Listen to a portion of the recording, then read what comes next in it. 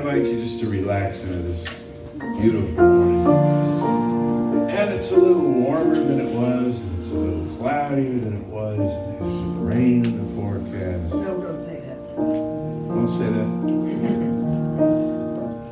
I'll just tell the birds. I'll just tell the azaleas about the rain. They can have their little secret. I was here on this property yesterday, and fewer azaleas were open than are open today.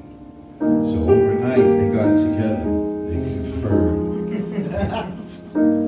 said, what shall we do? It's kind of like our musicians rehearse, the azaleas rehearse, and they get one shot. One show per year. Some of them twice.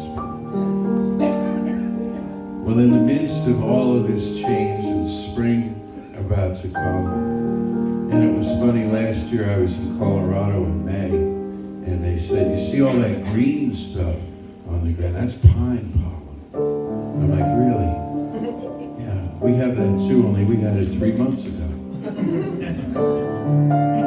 So the seasons sweep in and the seasons depart.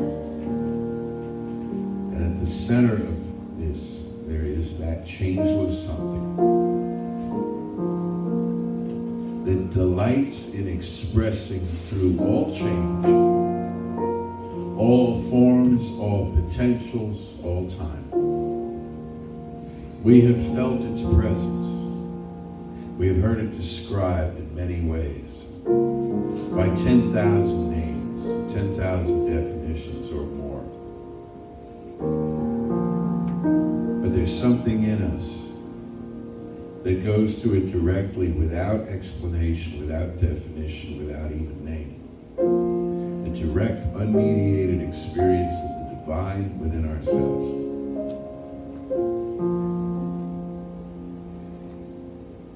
Having that experience has brought us together as a community, for we validate it in one another. We know there's nothing that we receive in this room that cannot be had in any room, in any time. But here we validate this. Sometimes it comes just down to saying to each other, no, you're not crazy to think that there's a power, an unseen power, back of all that is seen and felt, that is animating all of this. And this power knows you, it is in you, and it has your back.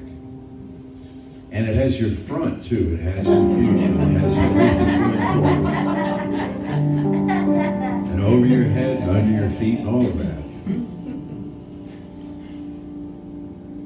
There is a power, there is one life, that life is God and Goddess. That life is spirit, that life is whatever you wish to call it, but it is the architect of all that is, the creator, the emanator of all that is. And so in this hour together, we simply celebrate this. We simply acknowledge it within ourselves and within each other.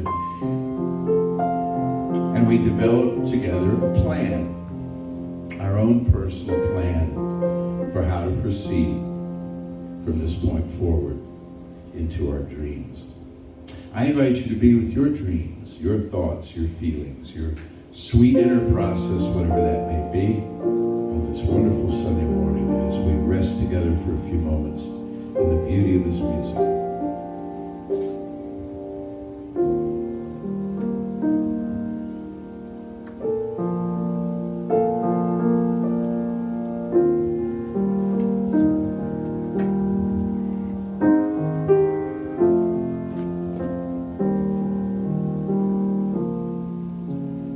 Universal love enfolds me. Universal wisdom inspires me. Universal spirit enlightens me. Universal power encircles me. I am one, and all is well. I invite you now to open yourself to the miracle-working higher power and symbolize the unity of your thinking and feeling nature by touching your chest with your right hand, letting my words act as your own for your own inner acceptance and receptivity.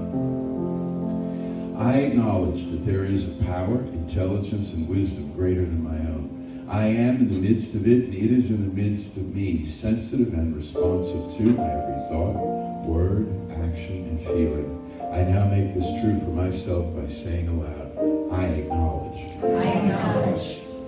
Acknowledging this higher power working through my life, I admit that I am personally responsible for solving my own problems, while being guided and assisted by something greater than myself. As I become ready to surrender the conflicts of my ego to the wisdom of this infinite presence, I simply speak these words: I surrender. I surrender. Knowing that forgiveness is the key to unconditional love and the feeling of heaven, I now unconditionally forgive anyone and everyone who has ever injured me in any way, real or imagined. And I now forgive myself for all my mistaken judgments and their resulting actions. From my deepest level of understanding, now I say, I forgive. I forgive. Realizing that I continually experience the effects of my own thinking, I now choose to allow this higher power to recreate me deeply, filling my mind with thoughts that are only constructive, positive, loving, and beautiful. I call upon this divine inflow by stating aloud, I choose. I choose. I now center upon that one special idea that I'm willing to accept as real for me in this coming week, visualizing this idea is already acted upon and brought to pass. And seeing my idea become a fact of my experience, I enjoy the happiness and peace of my thought fulfilled and gratefully speak these words, I accept them. I accept. Knowing that I have an everlasting place in the midst of the power that sustains all creation as well as the support of all those around me, I allow myself to relax in the peace of fulfillment and gratitude and say, I release. I release. Now in my mind's eye, I envision the presence of someone near and dear to me who's touched my life in powerful, wonderful ways.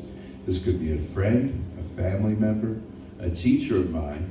It's someone who's not physically present with me in this room this morning. So I greet this being of light and consciousness, turning toward that face I see in my mind's eye and saying, I am grateful for the good in your life. I'm grateful for the good in your life. Now I open my eyes to the world around me, turn joyfully to these folks here, and say to each of them, I'm grateful for the good in your life. So, we're talking about relationships in the context of this teaching, and last week was the relationship that we have in God. I didn't say with God, because that suggests a distance, but the relationship in God. And I offered the idea that God loves unconditionally and is able to do that because God is an infinite system, and only an infinite system can have no conditions within it. That every other kind of love, as intense as it may be, is still conditional because it's conditioned on the quality of the relationship, the context of the relationship. A mother loves her children inordinately much, but a mother, the condition is that those are her children. That is the condition. Change the condition and the love would be altered somewhat. In an infinite system, there's just love poured out ceaselessly. And it's also like we usually think of unconditional love as being without correction, without seeing you as a problem to be fixed. Our understanding of God in this teaching is not that we all made some grievous mistake or our ancestors did in some distant past, that we're having to burn off the karma of that, burn off the effects of that all these generations later. Or as Matthew Fox, the now Anglican theologian, formerly Catholic theologian, put it, he said, we do not believe in original sin, we believe in original blessing, that we were born in original blessing. And that is the feeling that you get, the kind of love, the quality of love that you get at a local, personal level from the Almighty if you open yourself to it. Well, then today it brings it to us. And what I suggested was to go to God's love, and then you bring some of that back with you. You go to that in your spiritual practice, you bring some of that back with you, or as much of it as you can carry back into your life, into your human relationships. So here we are. Now, you got these people, and what are you going to do with them? Well, some suggestions.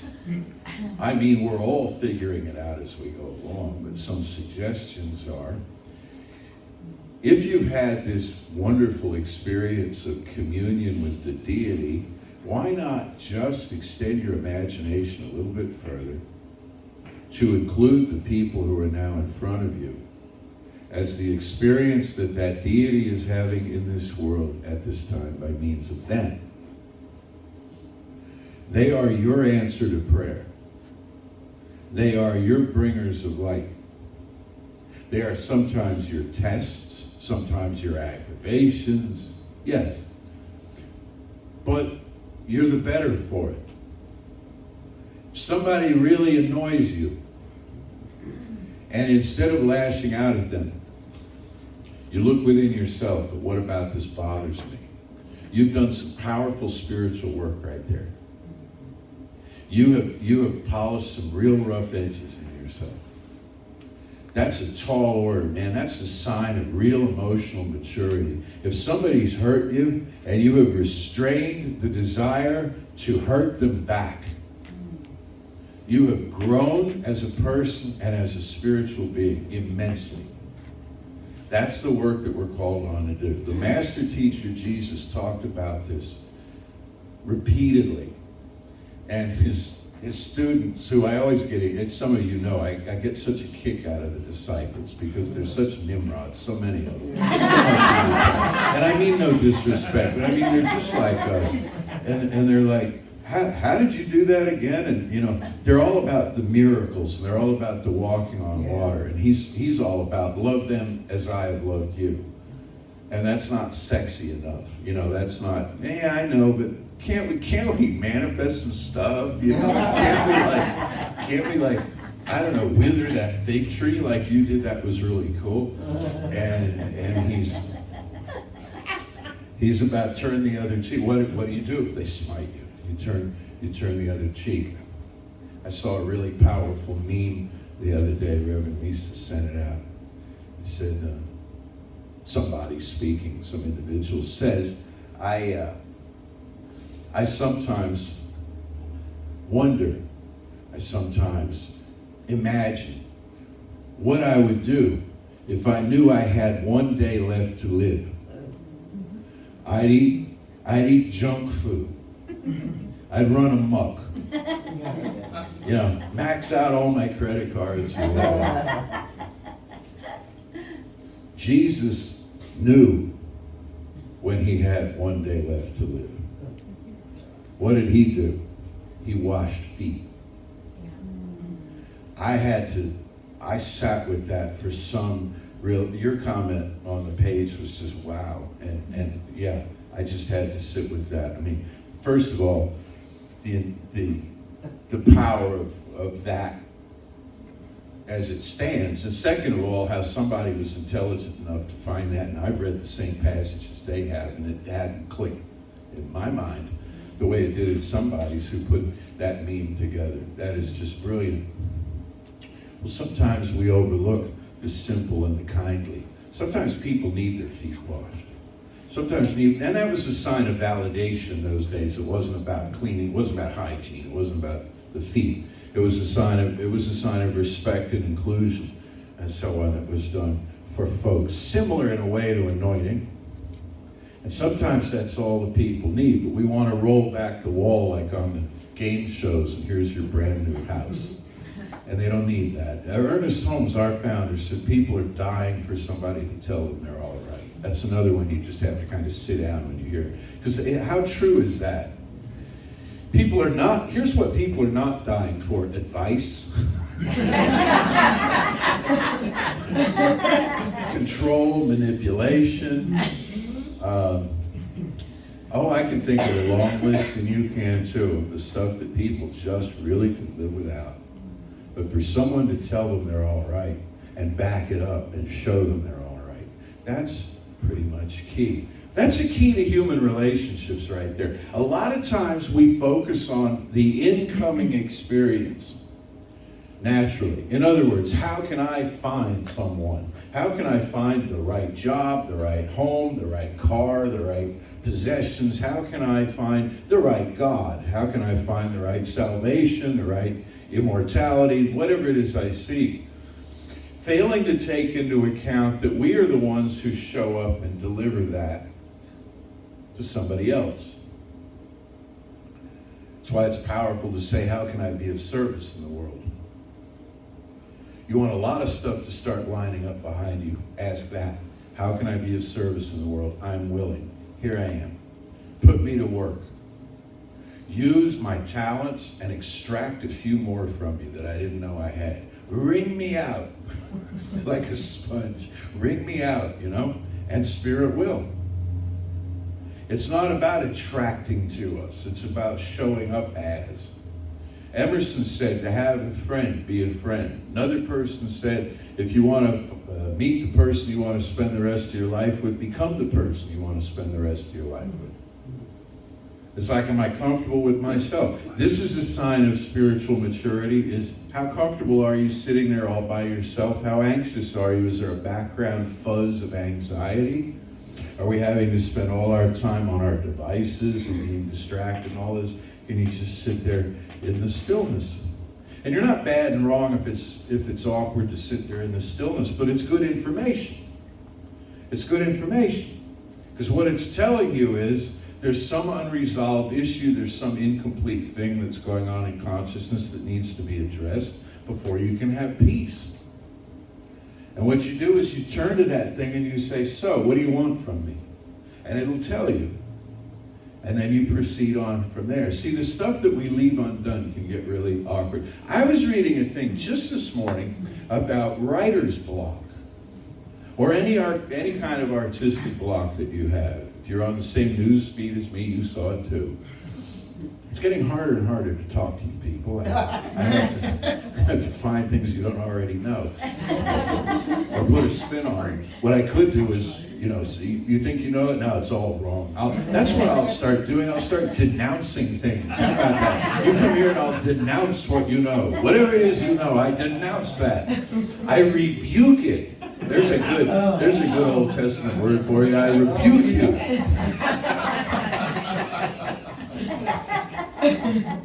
How to get past writer's block or artist block? You sit there and you work typically until you run aground, and then you're frustrated, and then you go to bed, or you have dinner, or you do something else, And all the while you're frustrated. You probably tell some people too, well, I was working on this thing and I ran aground and I'm frustrated. Well, one great creative person said, here's what I do. When asked in 1935 by a young writer, Ernest Hemingway said, here's what I do. He said, I work until I am in the flow. I know exactly what I'm going to say. I know exactly where the story is going to go. I make a couple of notes and I quit. And then I have dinner. Or in his case, 12 martinis. But I back away from all of this. He said, why? So I'm excited to get back to it instead of dreading getting back to it. Makes sense, huh? Because otherwise, oh God, I haven't finished that thing, and where are you, right? But now it's like, yeah, I know, and he's made just enough notes so he doesn't forget what he was thinking. And in writing fiction, I mean, the difficult thing here is you're having to make the story up. You write nonfiction, somebody else told the story, and you're reporting on it. But in fiction, so you get to decide, here are my characters, what are they going to do? I don't know. But when it comes to how it all fits together, that's when you take a break. And that way you don't have this painful incompletion hanging over you. Well, I think the same is true of general relationships, because an author's relationship to their characters is not unlike a person's relationship to the population of their life. In fact, where do authors get their characters but from prior life experience?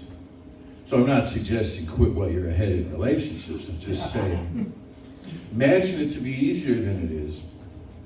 And work in the conversation to the place of satisfaction, and where you know what you're going to say and you know what you're going to do. And that's the time then to take a break, step back and breathe and trust. Trust that it's going to be easy. I get up every Sunday morning to come speak to you, and I speak here other times during the week, but the largest group of you comes on Sunday, and I think to myself, this is going to be fun. I got to tell you, in the early days, it wasn't so much fun because I was a new public speaker and I was nervous. And I didn't know what you were going to think. Or, you might read, having read Hemingway, I thought you might throw benches because they do that in one of his books. Not just tomatoes, benches, actual benches, pulled them up out of and threw them out of singing, I think it was. But as the years have gone on, it's gotten easier and all of this. And I look forward to this, and I think about yesterday's class. We had a class here, and some amazing breakthroughs happened in that class, which followed on the other class that happened on Wednesday, which in turn was energized by the class that occurred last Sunday afternoon, because we have 3 classes going on here. Imagine that it's going to be easy. Imagine that you're going to know what to say and when to say it and how to say it. You're going to know what to do. Imagine that you're going to be in the right place at the right time. How often do we get up in the morning and think, now what happens if I hit all red lights on the way? What happens if my check engine light comes on? What happens if a meteor lands? What happens? We've got this long list of how will I explain this and how will I defend this? And is that a noise? And is that a knock? And what could that turn out to be? And everywhere there's a possible panic. We've been trained to do that by people who loved us very much, and we're kind of clueless about the creative process much of the time, in a way, because what they taught us to do was prepare for something as though it were inevitable, when in fact we are helping to manufacture it. If Christ could wither a fig tree, you can change a traffic light. Now, you'll need some input from the people coming from the other directions, but I'm just saying here that there's a consciousness. Do you ever see the movie Bell, Book, and Candle? I think of this sometimes when we have these circles here. Kim Novak and Jack Lemmon, and she's a witch. She's a witch. And he is too. He's her brother. She's got it kind of together, and she's got integrity and self-respect, and he doesn't. He's sort of, you get kind of a character like he often played. He walks through the park making a gun of his fingers, blowing out streetlights. Such a thing is possible. Why would you want to do that? All it would do would be annoy people, plunge the park into darkness. But there's a power that's working through each one of us, seeking our permission, seeking our cooperation. A power that is unexplainable, a power that is magical to make things happen. You can use that power in your own life. I'm not suggesting you use it in someone else's life. It's not a power of domination or control or manipulation or any of that kind of stuff. But where it begins, you want to know all about this power? And I went over some of this with you last week because I had people ask, as my teachers reported that they had asked of them, I want to get to the deep metaphysics. I know all about this, my mind, creates it. I want to get to the deep stuff, the magical stuff. Well, it doesn't get any deeper than this, what I'm about to tell you. It all starts with your intention. It all starts there. And if we fill our minds with this random stuff about what could go wrong, stuff is going to line up to go wrong, not to punish us, but to confirm the creative stance that we took in mind. The life you ordered has arrived. Whereas if we imagine that things are going to go smoothly, with people, you call out the best in people. When we get past judgment and criticism, now a little judgment is a good thing, a little discretion and stuff, but not building this fort around yourself where every new incoming person is a potential catastrophe, Because then we sit inside that fort and we go, I have no friends. Nobody likes me. Nobody likes me because you bow up when they appear. Look at them all beady-eyed, like, what do you want from me? And kind of put your money in your shoes, Instead, why not feel as though you're a gift in my life? We may have a lifelong friendship, or we may not speak a word. The minute may just pass. But we've got something between us. Because no matter who you are, where you're from God. No matter what kind of God you pray to or language you speak or any of the rest of it, you're from God. Whether you remember it or not, you're from God. Whether you act like it or not, you're from God. Whether you're an absolutely atrocious person in my scale of judgment of what people should be like, you're from God. And when I recognize you're from God, as Emerson again said, it's like the two of us standing there in conversation, and behind each of our heads, he said, Jove nods to Jove. Jove was Jupiter, the highest Roman god. And what he means is that while we're down here at ground level with our awkward, halting communications, behind us, like here, stands the creative force of the universe, nodding to itself, acknowledging itself in the other person. Would we but know that? How do you know that? You turn around and you look. You turn within and you find out. You see, and suddenly it becomes easier. And people want to be your friend. People want to do things for you. I don't mean like mow your lawn and that maybe, but people, they have information they want to share with you. They have things they want to tell you. We had two storytellers at the circle at 9:30, who have been working on their material based on the holiday that was the Sabbath that was being observed here today. And they were so, you could just see it, and you hear it in their delivery, they were just so eager. They'd done this and they wanted to share it. Why?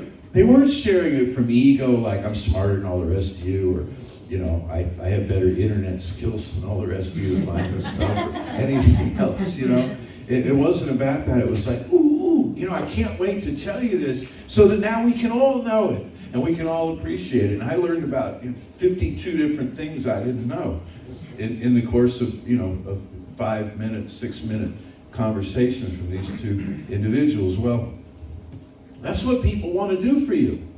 And we stand there and we say, I can't figure it out. What am I going to do? What am I going to do? And here's somebody right next to you, and they might have an answer. But they need to feel welcome into the conversation and vice versa. Bottom line, it's easier than we've made it. What I don't like about organized religion is a lot of things, but what I don't like about organized religion specifically is it's driven this wedge between people. It said, my God can beat up your God. And so now we're all like suspicious and weird with each other, but that's a choice. Let's not give in to that. Let's not give in to that at all. What people want more than anything else, what everybody wants, they want respect, they want dignity, they want friendship, they want honesty, they want perfectly normal values across the board. We have that to give. And suddenly it works. And suddenly you're like in this village. Have you ever thought of moving to a really small town? Maybe you came from a really small town. But really small towns have this reputation of everybody knows you. And everybody kind of watches out for everybody else. And when you walk down Main Street in a small town, the shopkeepers, well, they know you. And you can call the bank, and you don't have to go through all these steps to get your balance, because it's Tom or Mary. We know you, sure, here it is, And there's your car, and I don't know, if somebody's poking around or somebody's acting suspicious who's not from the town, people kind of watch out for that sort of thing. But it doesn't happen really in your small town, because the people who come there are just like the people who live there, and everybody gets along and they want to get along, and it's a real friendly sort of environment. And you don't have traffic, and you don't have all of the noise and the pollution and stuff. You ever think about moving to a small town? Okay. Then there's the downside of living in a small town, which is how do you make a living, right? Because is your industry there? And there's sort of the downside of everybody knowing you, because then they're kind of all in your business, and, there's gossip and all this sort of thing. But the people who live there really aren't in each other's business all that much. That's just sort of a reputation it gets on TV. In fact, everybody's pretty much, they're respectful of boundaries and such with each other. Well, moving to a small town might be the thing for you to do. Might be the thing for me to do. There's some beautiful small towns I've been through in my life, you know. But I got a better idea for now, and that's create one. That's create one. Create a small town. Create a town. I'm not sure I could manage a 4.5 million person city, but I could manage a town, my place in a town, that is to say, and surround myself with people that I care about and who care about me. And it's close enough to the highway that people we don't know, either of us, show up. And they like it and they stay. And you know what? That's my life. And that's the life I wish for each of us. You know what else? This is a small town you're sitting in today. This is Creative Life, Texas, USA, okay? Doesn't have its own zip code, doesn't need it. Most of us don't get mail anymore. It's all so, you know, it's got a web presence, that's all you need, but this is a small town. This is a workshop. This is a crucible in the sense that here we work off the rough edges. Here we burn off some of the pain, some of the distance, the suspicion that they thought they were doing us a favor when they taught us to have. But here all there is God. Here all there is God. And there's the singing God, and there's the chanting God, and the teaching God, and the praying God, and the coffee making God, and the food serving, you know, and all of these, right? Multiple roles, multiple beings, but all one. And then don't let it just be here, or you crawl to this place like some have, on hands and knees from the street, from the week you've had, gasping for breath. Fling yourself face down. Say, thank God. I'm gonna kiss the floor, you know, made it back to creative life. No, that's not enough, is it? There's out there. And you take the town with you, in your heart. The way you carry your own hometown in your heart, your actual physical hometown. You carry this town in your heart. You say, yeah, you remind me of somebody in my hometown, you know? You're part of the family now. You're an adjunct member of my Creative Life family. No conversion experience, no money changes hands, nothing like that. It's just a recognition of unity and oneness. And here's what will happen if you do that. Life will be easier. Friends will come out of the woodwork. People will offer you information and receive from you in return information. People will want to know you. They'll introduce you to other people who want to know you. If you need people to do certain things for you, if you need a plumber in the middle of the night, or you need a banker to make you a loan, those people will show up because it's what they do. And if you want a house to live in that you're not currently living in, you won't just have to go to a realtor and go through those steps, but there will be a family somewhere that's getting ready to move out of that house that is praying for someone like you. And if you want a new job, there's an employer somewhere who's praying for someone like you to come do that work. And you're just the ticket. You're just the ticket. How would that be to have it be that way? And since it's almost Valentine's Day, if you want somebody to fall in love with, well, they're there too. And they're saying, they're like at the window, like Marion the librarian. This is on the other note. Singing to the stars. They're there at the window singing to the, maybe, I don't remember the song she sang now, but the song she sang was a sweet song, a lament, a plaintive lament about, please, I'm lonely, Marion the librarian, but I don't want to be lonely because out there somewhere is my perfect right partner, you know? And she's calling him. Somebody's calling to you. Somebody's calling to you. Somebody's calling. Somebody is praying you up. You are the answer to someone's prayer. Think about that. Walk through the world like that. Boy, you stand tall. I am the answer to somebody's prayer. Try that this week. See what happens. So let's know together now. There's one life, one power, one presence, just one. All one. Everything is swept up in that one. All worlds, all people. There's some place 500 billion light years, or is it million? Light years from here, one or the other. Anyway, a really long way from here, where there's every 16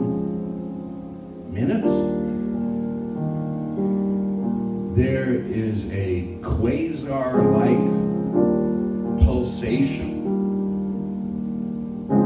of information, of data released that is picked up by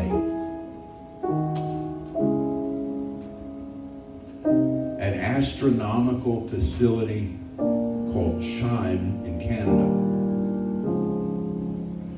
500, let's say million, years ago, at the speed of light from us, messages were sent out every 16 minutes. And we want to think this is from an intelligent life form and not just some mechanical source.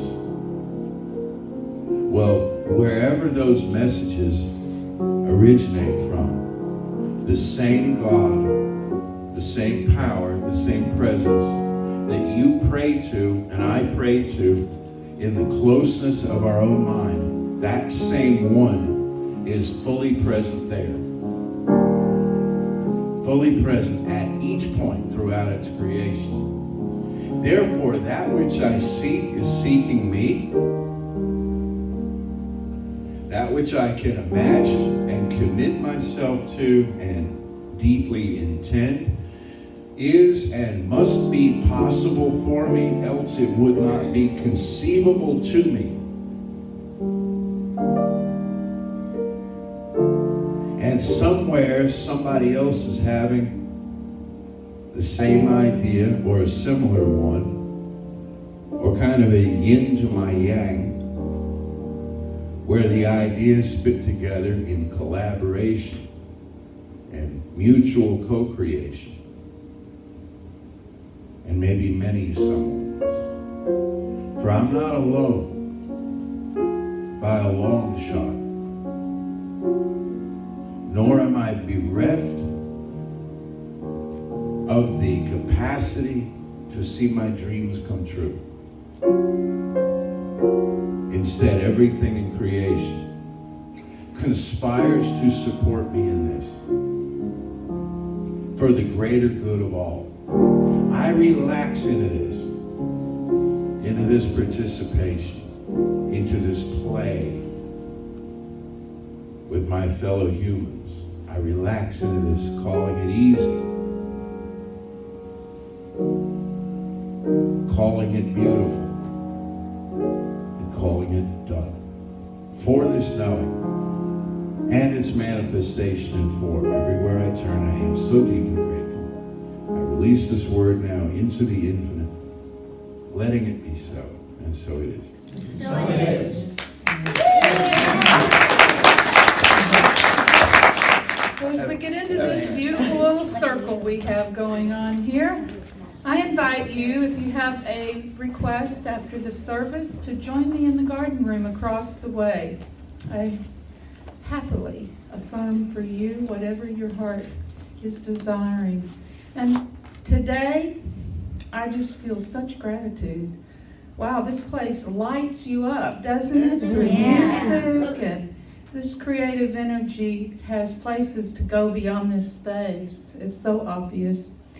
And so if you will, just take this word with you. In this closing experience, we each one open up to this love we are. This love that created us, this love that expresses and extends from us. And just feel that resonate in the center of your being. For right here, right now, all of the gifts of spirit reside. And I accept that as the beauty of each life, each heart beating, everywhere we go, all that is moving in harmony and peace from this space forward, this day. Thankful for all these gifts that have been shared, inspiration and light. I am so grateful, and I know it is so. And so it is. Say it with me now, something wonderful is happening through me. Something wonderful is happening through me. I feel it in my body. I feel it in my body. I feel it in my mind. I feel it in my mind. I feel it in everything I am. I feel it in everything I am. I choose it. I choose it. I trust. I trust. I use it. I use it. I love it. I love it. So it is.